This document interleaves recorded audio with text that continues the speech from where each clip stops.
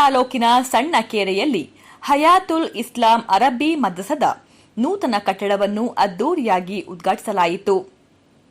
ಧಾರ್ಮಿಕ ಮುಖಂಡರು, ಗಣ್ಯರು ಹಾಗೂ ಗ್ರಾಮಸ್ಥರ ಸಮ್ಮುಖದಲ್ಲಿ ನಡೆದ ಈ ಕಾರ್ಯಕ್ರಮ ಸಂಭ್ರಮ ಮತ್ತು ಭಕ್ತಿ ಭಾವದಿಂದ ನೆರವೇರಿತು.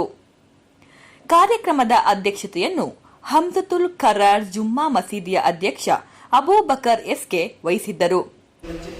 ಮಸೀದಿಯ ಖತೀಬ್ ಮೊಹಮ್ಮದ್ ಶಾಹಿದ್ ಹಲ್ ಇಕಾಮಿ ಹಲ್ ಅಫ್ಲಲಿ ಅವರು ದುವಾ ನೆರವೇರಿಸಿ ಧಾರ್ಮಿಕ ಶಿಕ್ಷಣದ ಮಹತ್ವವನ್ನು ತಿಳಿಸಿದರು. ಮುಖ್ಯ ಅತಿಥಿಯಾಗಿ ಶಬೀರ್ ಅಹಮದ್ ಐಮನ್ ಫರ್ನಿಚರ್ ಕೊಪ್ಪ ಇವರು ಭಾಗವಹಿಸಿದರು.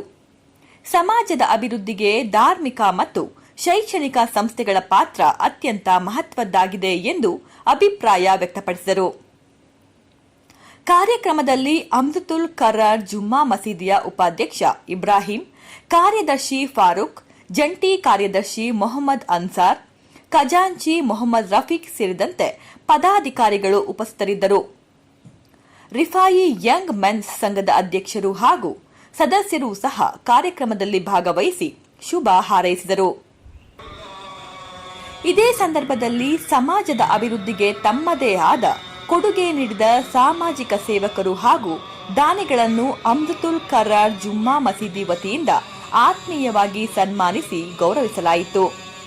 ಈ ಗೌರವ ಸಮಾರಂಭವು ಕಾರ್ಯಕ್ರಮದ ಪ್ರಮುಖ ಆಕರ್ಷಣೆಯಾಗಿ ಎಲ್ಲರ ಮೆಚ್ಚುಗೆಗೆ ಪಾತ್ರವಾಯಿತು. ಒಟ್ಟಾರೆಯಾಗಿ ಹಯಾತುಲ್ ಇಸ್ಲಾಂ ಅರಬ್ಬಿ ಮದ್ರಸದ ನೂತನ ಕಟ್ಟಡ ಉದ್ಘಾಟನೆಯು ಸಣ್ಣ ಕೆರೆಯ ಧಾರ್ಮಿಕ ಹಾಗೂ ಶೈಕ್ಷಣಿಕ ಕ್ಷೇತ್ರಕ್ಕೆ ಹೊಸ ಬಲ ತುಂಬಿದ ಮಹತ್ವದ ಕ್ಷಣವಾಗಿ ಗುರುತಿಸಿಕೊಂಡಿದೆ. ಸುದ್ದಿಗಳಿಗಾಗಿ ನೋಡ್ತಾ ಇರಿ ವಾರ್ತಾ ಸಾರಥಿ. ಇದು ನಿಮ್ಮಿಂದ ನಿಮಗಾಗಿ.